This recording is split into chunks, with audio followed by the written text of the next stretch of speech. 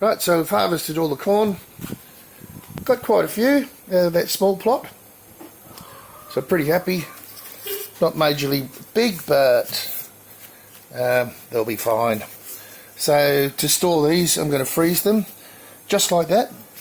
No better container than nature's container.